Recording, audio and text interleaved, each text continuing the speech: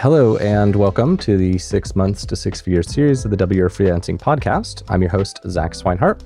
In this series, you'll follow a specific freelancer, in this case, Brad, as we coach them from early stages to earning a 6-figure annual income, which breaks down to about $8,000 a month. Ideally, we'll do that within 6 months, but sometimes you don't, sometimes you do. But in any case, we're going to coach Brad until he gets there, however long it takes. The challenge is to see how quickly we can get him there. And in the series, Brad and I connect every week or two, and it pretty closely follows the format of the DYF accelerator community. So if you want to get coaching like this, you could do it in there. We do weekly one-on-one video chats for 20 minutes. You can learn more at dyf.link/DYFA. So let's jump in. Brad, you mentioned that you are feeling beleaguered, which I would need to look up if I'm being super duper honest. So how about you tell me how you're feeling, and then we'll all know what exactly beleaguered means. I've misquoted some words. Did you just look up beleaguered? It just says in a very difficult situation. Okay. So you don't resonate with beleaguered, or you do? I do, yeah. Okay. Cool. All right. So you, the listener, you and I now know what beleaguered means. Yeah. So Brad, let's hear it. Let's hear the challenges. Well, as far as from last week to this week, last week I was going to have a meeting with a potential new client for affiliate manager role.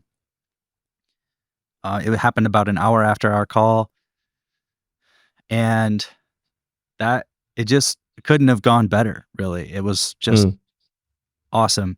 The guy was awesome. He spent a long time telling me about his business and how proud he is of it. And it's a very famous business in the WordPress world. It's WordFence. So it's a cybersecurity plugin, which is kind of like a side hobby of mine as well. I'm interested in cybersecurity. I didn't want to do it as a career, but I like learning about it. So it was just okay, really cool. But I was just listening a lot. And then one really cool thing was, because I had joined that affiliate manager specific group the week before and talked to them, I had some guidelines for pricing and scope, I guess, for freelancers would call it. So that was cool. I was I had things to when he started asking those questions, I knew what to say. And anyways, so he left saying, well, I'd like to get started as a 3-month contract, which is a format that one of the guys in that group said. That he says he does 3-month kind of sprints, I guess you could say, with his clients. He'll do it just seems like a good time frame for this type of thing, installing the system we talked about last time. Mm-hmm. Just installing all the processes and the follow-ups and all that stuff. And so, yeah, by the end of the call, he said, my COO or whatever is going to reach out to you. She did. They said we have to run a background check. But she sent me an email saying you're approved for 3 months for up to 40 hours a week at $45 an hour, which is a little less than I was getting on Upwork, but I would really enjoy working for this company. It sounds like perfect place to apply my new skills. Jumping in at a very high level, some of the partners they're looking to work with are to me, they're big fish, but Yeah, but I mean, WordFence is already a big fish. Exactly. So you have that brand reputation. Yeah. So, and I'm I would be excited to learn from him. He seems like a really cool guy. He wanted to get on calls with me and stuff, just to walk I'm through the sitting process. over here. I got to tell you, I don't know if the listeners are with me or if it's just because you started out beleaguered, but I'm over here scared because I'm waiting for the but. Is there a but coming? The but is just that it's been a week since I submitted my background check and I haven't heard from them yet.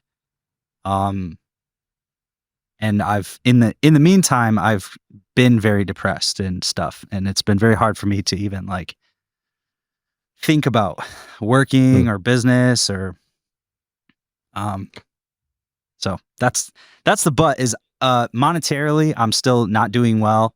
And the gap in between my last client stopping our contract and this potential new one that might be starting soon, like the actual payment stuff is not going to happen. And it's like, everything's hitting, all my bills are hitting, and I don't have the money. And so that's part of my beleaguered feeling. You got approved to start, but you can't actually start until the background check's done, or what is it? Like, right. Could you just start work right now? He was just like, well, we have all, we do this all the time, like whatever, just I'll have her reach out, and she did. And I guess, I don't know, there was some extra layer of like checking on me that they needed to do, including the background check. I don't know if I guess I'm worried that something else came up. Maybe they found somebody different or better, or like, I don't know, something like that. But I guess that would be kind of unprofessional of them to accept me for that do you have like a term. written contract, or like, they have an email where they said this, right? Yeah, they said I'm approved for this job of 3 months, 40 hours, up to 40 hours a week, at $45 an hour. So it's like, seemed pretty official to me. But they said it in writing, yeah? Yeah. So like an email, as I understand it, is like, you're never going to take anyone to small claims court, but like an email saying something is a legally binding like contract kind of thing, I've heard. But like the background check thing, like, is there anything they will find? No. Like, okay. Then it seems like if you're not worried about anything. If they're just doing a background check, like I have no criminal record or anything like that. I always used to get scared. My fear is that they're going to be like, oh, he's actually not good enough to do this or something. Okay. That could just be a depression thing. Like for me, when I was in high school, I like lit some fireworks off in front of some kid's house. And so if anyone ever runs a background check on me, it's like Zach Swinehart, suspected arsonist or something like that. Wow. So like I would be legit Kristen. I'm like, I promise I didn't light anything of fireworks, just fireworks. I wasn't even there. I was late. Anyway.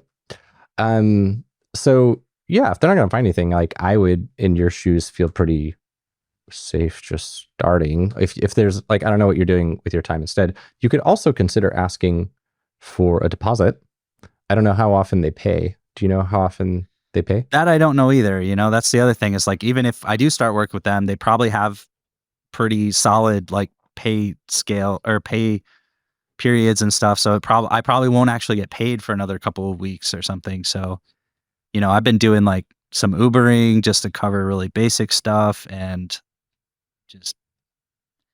I know, if I were myself a couple months ago when I was in like hustle mode, I'd be like hitting up people on Upwork and like trying to do cold outreach. But right now I'm like, I can't even open Twitter because I'm scared. I'm still just like, which makes me feel guilty. And I have the client, I completed our work, but I told him I would help him like set it all up on social media. And then that's when I like hit my burnout and ghosted, and I haven't talked to him yet. So I feel bad. And I know I need to make like an apology video to him. Like I did complete the work, the videos that I edited for him, but I didn't fully complete everything that I said I would do. So this makes me feel like crap. Yeah. But this, like, remember I told you before, it's the classic newbie freelancer thing where you get overwhelmed, you get in too deep, and you totally disappear. And like you see yourself doing it. Yep. So you're doing it. And you just have to not do it. And it sucks when you're energetically not in a good space, like when you're feeling depressed, when you're feeling burned out. But I would just ask, like, what do you got to do to not like drop the ball and burn a bridge? Even if it means it's like the very first thing you do and you don't do anything else and you take the rest of the day off. In my mind, making sure to end that previous relationship on a good note. You don't even necessarily have to send an apology. Like, you don't have to make it a whole big thing. Like, just do whatever you said you're going to do and say, hey, sorry for the delay. And then just do it. And he's going to not, in his mind, be like, ooh, that Brad dude's fucking awesome. But he's also not going to be like, ooh, that Brad dude is awful. I should tell my friends not to hire him. Yeah. Like, I think that's important. And for this new one, like, maybe you can just I don't know how long it's been, but be like, hey, I'm keen to get started. I have some other projects that I've been like pressing pause on because I wanted to commit to this one. Can you give me some confirmation that I'm good to go? Or what's the deal? Like I would ask something like that, because it sucks to be in limbo always. And it sucks even more to be in limbo when you financially can't really afford to be in limbo. And Yeah. in my opinion, like if this limbo state is contributing to you having to like go Ubering for way less than you could be even just doing basic ass video editing, that's not good, you know?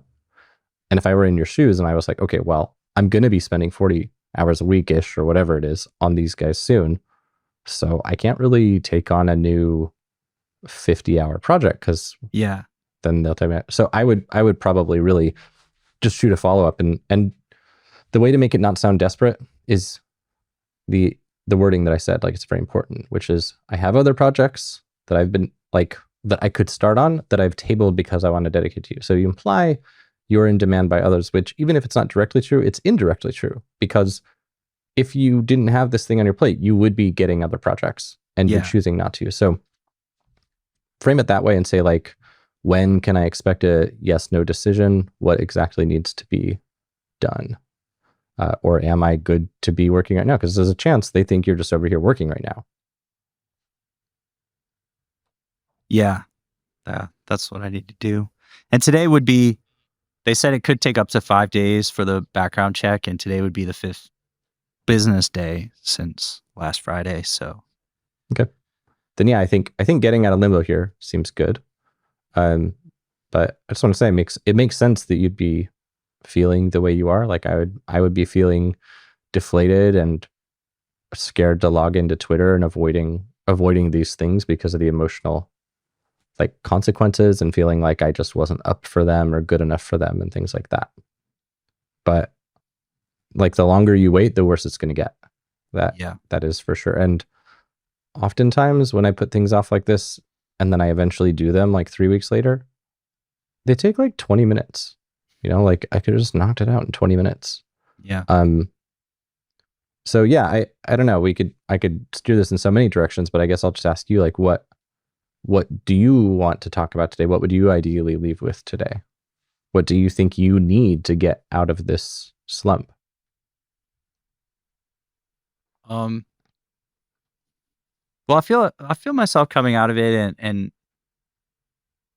you know, even in my depression or whatever, I still, like, I've been learning. Learning is usually kind of the lower rungs of the things that I can get myself to do. And so I've been getting some certifications from Impact Radius, which is a big affiliate marketing platform, that I encourage this potential client to use that platform, because I think it's just like the industry standard, like best, and would be best for him long term. So I'm trying to skill up on that platform. So even in my funk, I still like did stuff. And, you know, one day I was like, all I did was I just got this certification, and my girlfriend was like, yeah, if you were at a normal job, that probably would take you like 3 weeks. Like, yeah, but to my standard, I'm barely doing anything. What do I need to do? I think, yeah, like what you said today, just the only thing is just to get back to my friend and just talk to him, you know, on Twitter. And how long do you think that'll take? Yeah, probably 20 minutes or something. And then, can you go onto focusmate.com, ideally right now, but you can do it after we're off, but go to focusmate.com. They let you have an account where you can book, I think, like 3 or 5 sessions a week for free. So if you could set up a Focusmate account, book a Focusmate for right after you and I are off the phone, and you're going to tell your Focusmate partner, the only thing I'm doing in this session is going onto Twitter and making this video and closing up this project. That is all I am doing. I am allowed to do nothing else. And then just freaking do it if you're down. Okay. So broadly, like, yeah, I guess I interrupted you with this Focusmate thing, but I find Focusmate, especially for ADHDers, really good. If you're feeling overwhelmed by nebulousness, my girlfriend told me about this cool AI tool called goblin.tools. I don't remember if I mentioned it to you. Yeah. That one has a thing where it can like break down complex tasks. I often put things off where they feel nebulous and unknown. So that's like a nice way to make it smaller. But yeah, so sorry, let me ask again because I remember what you said. What would your ideal takeaway for today be? Well, freelancer wise, I did just want to know, like, how do you handle those situations? Ideally, I would have better personal finance skills and would have like savings and business savings and all that stuff to not have to feel stressed. But okay, assuming that's not true, yeah, how do you handle this? Like, okay, I've accepted a job, but I shouldn't really take on new stuff, but maybe I guess I feel like even that really great client last time still didn't work out. It still kind of had the same trajectory as all my other Upwork clients, is about 3 months, really. Like, they flame out, like they disappear after like 3 months. They're excited about whatever project they hired me for until a couple months later, and then they either run out of money or they run out of some other thing comes up. And so I'm just like, I'm feeling like, well, this isn't going to work either, but how do you handle that? And I think you already said some really great things, as far as things to say.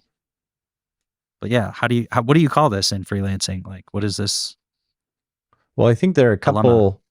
a couple of challenging situations happening in parallel. One of them, like this thing about your clients, it's not that after 3 months they just like decide, oh, this is dumb.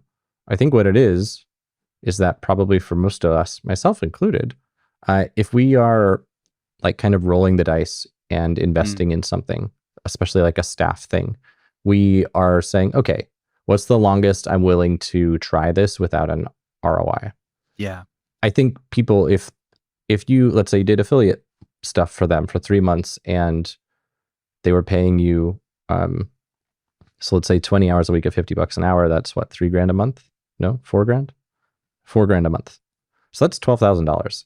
So for me, if I was to roll like a $12,000 die, I wouldn't be comfortable. Like if you imagine $4,000 a month, that means that 6 months is a $24,000 gamble. 12 months is a $48,000 gamble. Like that's a lot of money. And for me, even 12 grand, like for me to say, I need to spend $12,000 before I learn if this thing even worked, I think that would be like very high risk to me. Like I have a hard enough time with ads, and ads, you have to wait like a couple weeks before you know what your CPL is going to be. So to me, it's not about, I can't speak for these individual clients, but in general, if you notice this as a trend, it's not about flakiness. It's about the fact that your work either isn't obviously producing an ROI, like maybe it is, but it's not clear, or it's just straight up not producing an ROI. So to me, the thing to solve, and it's why I was advocating so hard for that condensed project where you could get the quick wins. The thing to solve is that you need to be able to show right off the bat, or not right off the bat, but as quickly as possible, wins or that this thing is useful and an ROI. So that's one thing happening.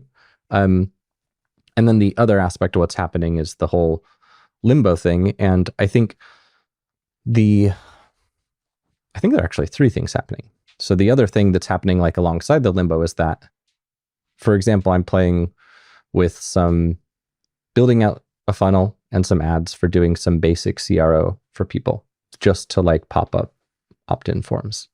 And one of those projects in a done for you capacity is still only like, I don't know, 8 hours of work or something per project. So I can be kind of, if I wanted to, I don't have time with DYF and all the other stuff I have to do, but if I were doing this as a freelancer, I could do like 4 of those a week pretty easily without even a team. And so waiting on one of those isn't like necessarily a problem because it represents a small amount of my workload. But what you're doing here is you're essentially signing on, because if someone approves you for 40 hours a week, like you're essentially signing on as a contract employee kind of thing. Like I have a friend who's a developer who is technically a freelancer, except he signs like a 2-year contract as a developer at a company where he just like works full time.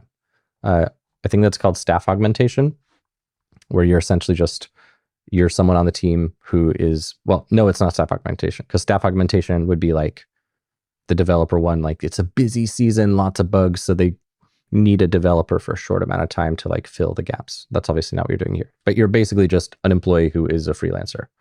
Yeah.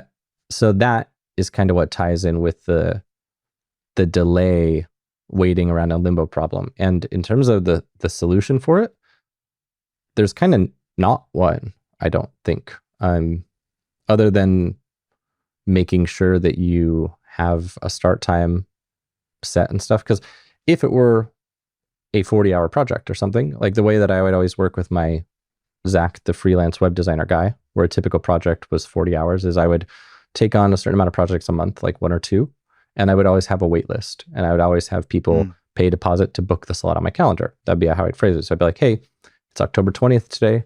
Soonest I'm available is December 1st. You pay your deposit right now. We can do our kickoff call to get you working on the homework, but I won't be able to actually start on your project until December 1st. And I expect that your project will be done by January 1st. So you're kind of like blocking off this month, and I'm earmarking this month for you, and anyone else I talk to, I'm going to be slotting them in for January.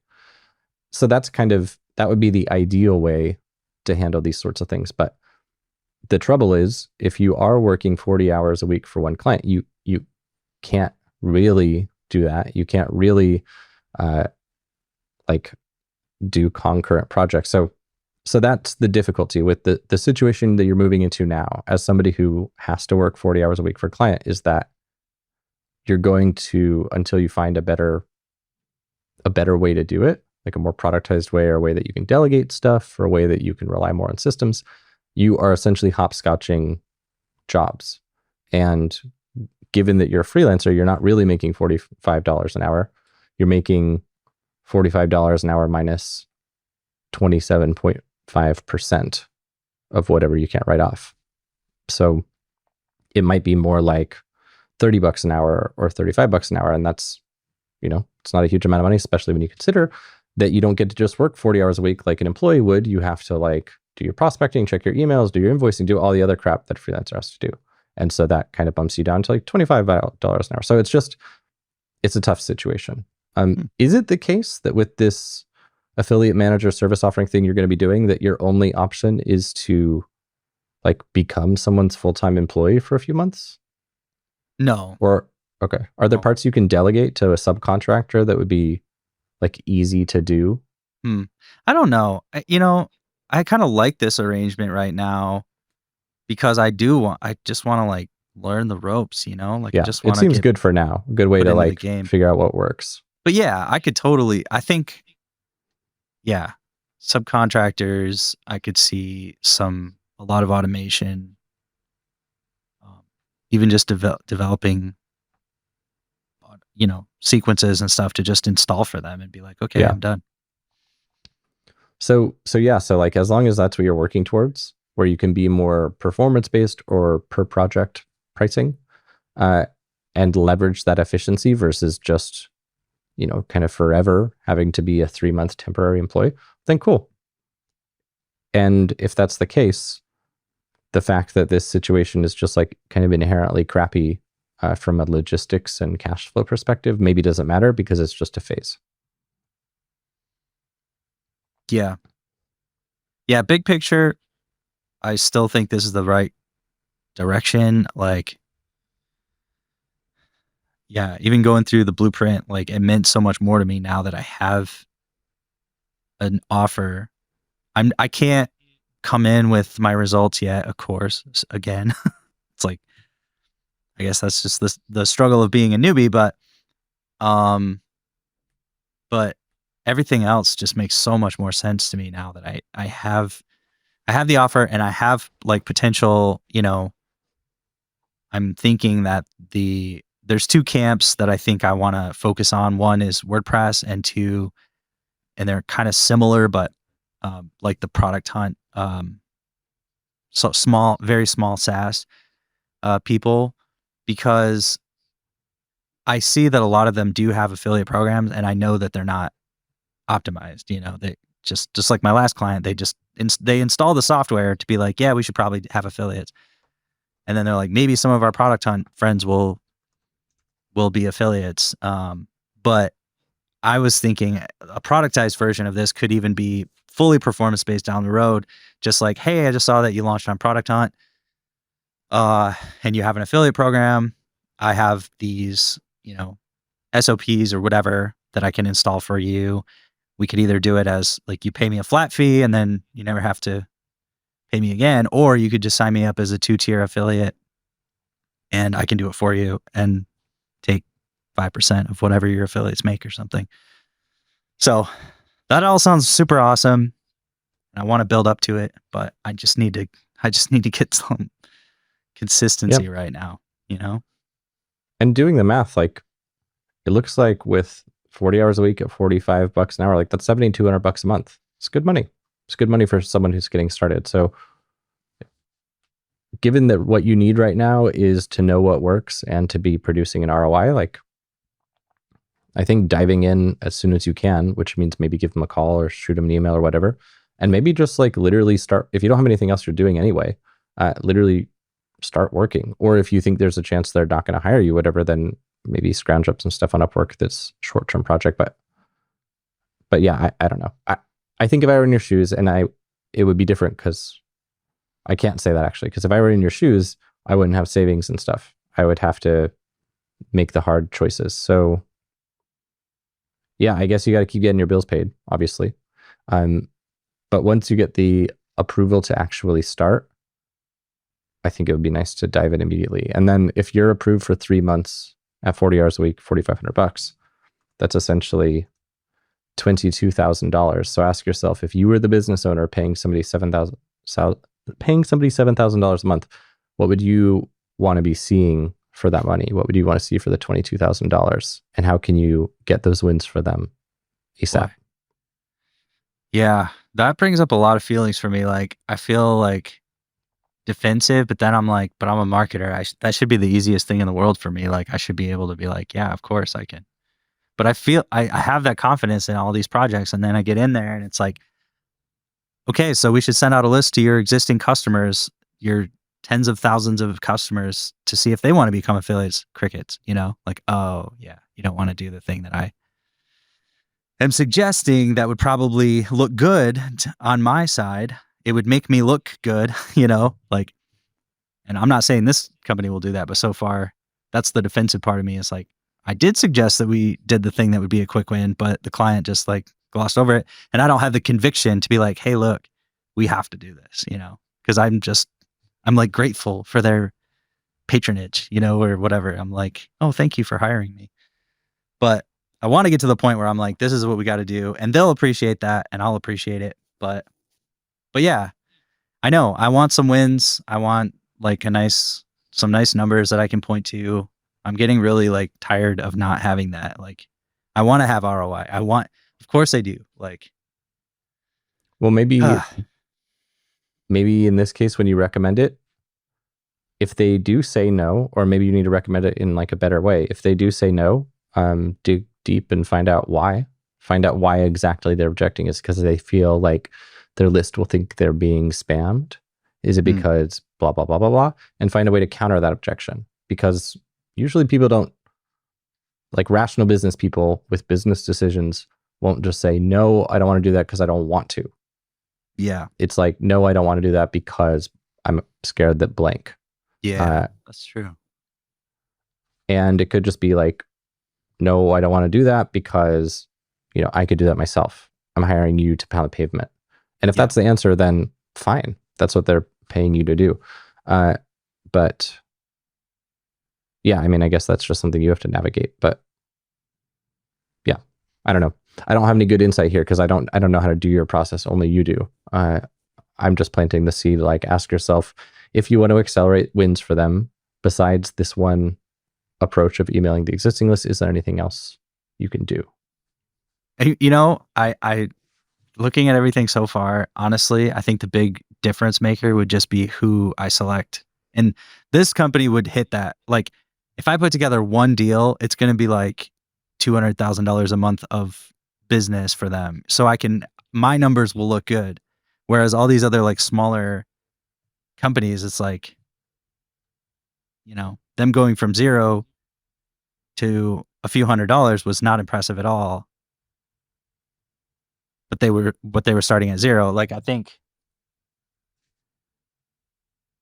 I know, I mean, this advice when I got into the freelancing thing a few months ago, just like, oh yeah, just like call up your startup friends and, like, or talk to a company that's making at least like X amount of dollars. Like how, but now it's fallen into my lap or whatever. I mean, I guess I posted in a paid business mastermind group. So that's a tip. Like posting on Upwork, you get what's on Upwork, but posting in a paid group that's only like business owners, that was a Yeah. better move, because Yeah. yeah, again, see, now I'm scared because I'm like, yeah, if this client's works out, all these great things can happen. You can only control the pulling back and the release of the arrow. So, Oh yeah. like Yeah. you can't control the outcomes, but you can control going onto Twitter and replying to your friend. Yes. You can control making sure that you reach out to a certain amount of potential affiliates a week. Like, I think what maybe you really, really need to do is immediately, send them the follow-up so you can figure out how to get started, but like make a plan for what the lead measures are that are important and just fucking pound the lead measures without worrying about the lag measures, because you get really into your head obsessing and being fearful of the lag measures, and you spend so much energy on that you cause yourself to not even put time into the lead measures. Yeah. Like you spend so much time worrying and procrastinating as a consequence that you don't do the things, and then that creates bad consequences. So I'd just ask, like, what is the KPI? Is it a certain amount of emails you need to send a week? Is it a certain amount of affiliates you need to contact? Like what is the KPI if you want to get them a $22,000 ROI by 3 months? What's the thing that would naturally lead to that if you just do it a certain amount of times? And that's what you have to plan. Like, I would just love to see you have an action plan based on all this knowledge you've gained from the affiliate manager community and stuff, so that you know what you need to do and you just keep doing it. Obviously, you haven't done this successfully before, so you don't have that inherent confidence, but you have a course that tells you what other people do. So hopefully with that education, you can merge that with your own experience and make the plan. Do you feel like you can? I think I can make some good guesses. Okay. Yeah.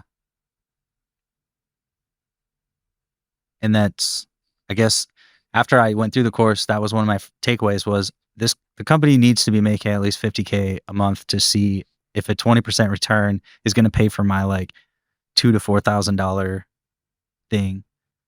Then those are the estimates. It's 20% ROI eventually. But now, I definitely think about all the stuff you say about like eventually isn't that appealing to small business owners. Like you said, you're talking about ROI and stuff. And I have to I'm like, yeah, but it's going to take a while, but it doesn't matter. That's what small business people are. I want ROI is. If they go into it with the right expectation, then it's different. So if you went into it with these guys and they knew it wasn't going to pay off for 6 months, and you said that to them and they said, yeah, that sounds fine, then that's one thing. But if they didn't, then they don't have it's your job to set the expectation. And if you don't, then they are setting it for themselves. And depending on how educated they are, it may or may not be like a reliable expectation. Did you set the expectation here?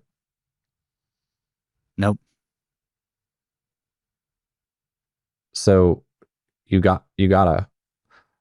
need to connect with whoever you're reporting to. You need to connect with them to make sure you're clear on the expectations, and you need to write this down into your like sales call, discovery call, SOP. Because in my mind, this is like, you have to do this. You can't not do this. So please write it down. Because if you don't do this, then, and you believe it takes time, like anytime a freelancer gets frustrated about something at these, like I hear freelancers complain about stupid clients in our quotes, and it frustrates me to see this, because usually when there's a quote stupid client, the freelancer didn't like make a point to set expectations correctly, educate them correctly. Like they just feel entitled to understanding and infinitely patient clients. But we're all just humans making assumptions. And if you leave something to an assumption or to chance, then yeah, people might make the wrong one. So I would say, like, what are the things that you need this person to believe and be on board with in order for you to be successful, and have the conversation to make sure you're on the same page. And if you're not, and they say, oh, we need an ROI sooner than that dude, then now you have this information, and now you can like chart your course accordingly. If they say we need to see an ROI within 2 months or 1 month, let's say they say something like that, then you know, okay, that's cool that you want that, but literally the only way we can make that happen is if we do this thing where we email the customer list. It's non-negotiable. Yeah. It's the norm in this industry that I'm a member of and you're not, that these things take 3 months. And here's why: data source, data source, data source. And like just get them on board, not because they trust you, but because you can point to like hard data saying they should believe you, and say that this is the only option. Like that. Again, this is your job, all this. So what do you think from here makes sense for this week for your goals?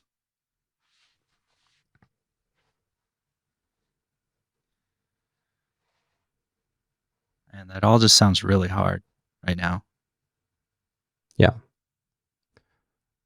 It's just like this struggle of being the newbie freelancer is the stuff that works is like being an expert, and I'm just not an expert yet. Like, yeah.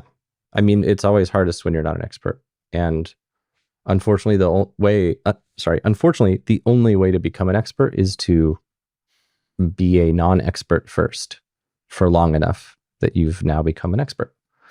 So you're in that phase, you're doing the right work. You just have to not let the stress crush you and knock you out of the game, because this is the hardest part, and this is where most people give up. So again, if we rewind this to lead measures, like it's not an overwhelming amount of stuff. The main things you have to do at this point are like, number one, go on Twitter, do your thing. Number two, follow up to check if you're like good to start on the project. Number three, make a plan for what you want to do. Number four, meet with the person you report to, present that plan, and make sure you align on expectations. Like that, those are the 4 steps. That's not hard. You could do that in a few hours. I think the mistake would be thinking of this contract like an employee would, which is that these guys are paying me this money for this amount of time, and they're doing that because that's just what they do. They pay people money for things, and I'm just a person who's getting paid money for things. I think that's the mistake, because then you're going to just put in that time, and you're like, well, I've been successful in my role because, you know, they paid me to do this work, and I'm doing this work. But they're not paying you to do this work. They're paying you for the result they're hoping this work will bring. And that's why I think a plan is really, really important. Actually saying like, what needs to happen in order to have this be successful? What do I need to make sure to do that kind of thing? But if that all feels overwhelming, just those 4 steps that I said: Twitter, follow up about when you can start, make a plan for yourself of what actions you want to do, connect with them, and get the expectations set the right way. Does that feel doable, or does that feel like too much? No, that's doable. I just, yeah, it's just, you're right. They're paying for a result. And when you're a newbie, you don't know if you can get a result. So I definitely think of it like an employee. Like, I think, even though I've resisted being an employee my whole career, I think of it like, okay, well, this is just what they do. They just pay people to do stuff, and I'm going to do stuff for them. And if that's where you're at, like, I think that I've been thinking about this a lot. Thinking about it with like me doing, if I do short video chops, right? Like, I don't know what the result of that is. So when you're new, you aren't going to know what the result is. And it's fine that you are being paid to do some tasks, and then you will just do those tasks. Your only actual job contractually is to do the tasks. So if you can just do the tasks, cool. But don't go on that way indefinitely. Like, understand that nobody's paying you to do tasks. People are paying you to get an ROI. Yeah. And if you can't do that here, then it doesn't matter. This is their risk to take.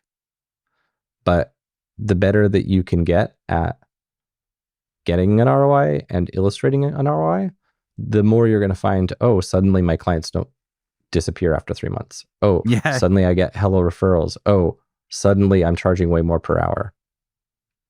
you're right.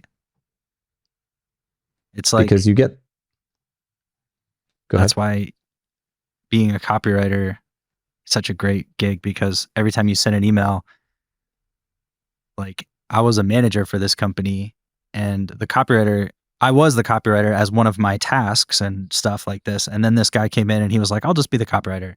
And that person quickly rose in status to the owners because they were so close to the money. And I was like, but you didn't build that 200,000 person list that every time, yeah, you do make $10,000, $20,000 every time you send an email, but it was very frustrating me. I feel the same frustration. It's like, well, I got to do the, tasks and I don't know, Zach. I'm sorry. I'm having like a meltdown over here and you're giving really good advice, but you're right. I just have to accept it. Nobody's paying you to do tasks. They're paying you to get an ROI. If I want to get paid for tasks, then I need to apply as an employee. Yeah.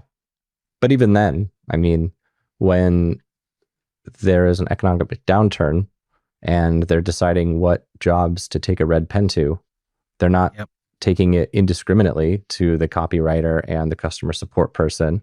They're taking it to the ones that they see as cost centers, and they keep the copywriter, they keep the Facebook ads manager, they keep all the ones who are putting money in the pockets, and they cut the ones that they feel are kind of negotiable. But the thing is, your role is a close to the money role. Like this affiliate manager thing is good because it is close to the money. So I don't think you need to make some gigantic pivot. I think that this is fine. You just have to have some experience at it and have more confidence, which you can only get by just doing the work and being cognizant of like what your role is, which is to generate affiliates who generate revenue and to have that happen ASAP, ideally. Yeah. Okay. It's good.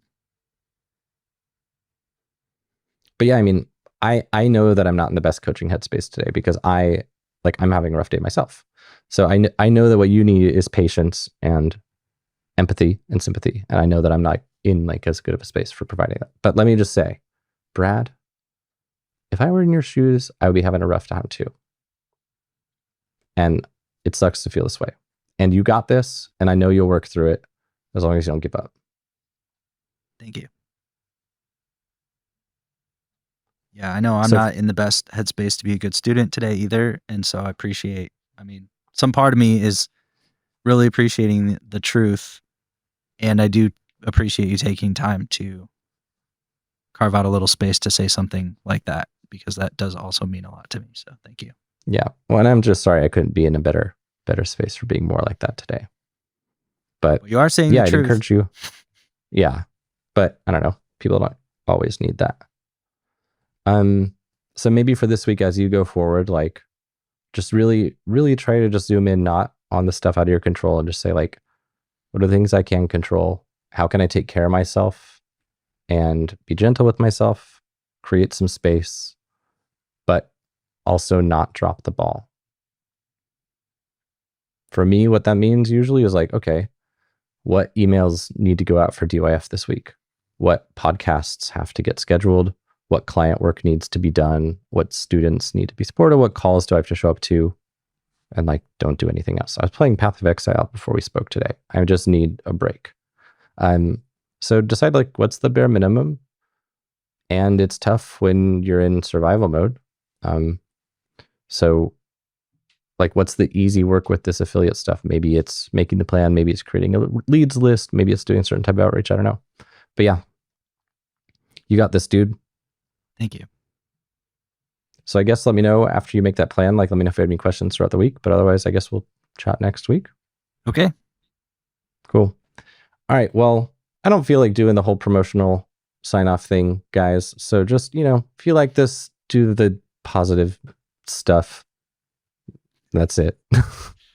Zach and I need to play some video games this week. Yeah, that's what we need to do. Cool. All right. Well, Thanks. have a good one, Brad. See you next week.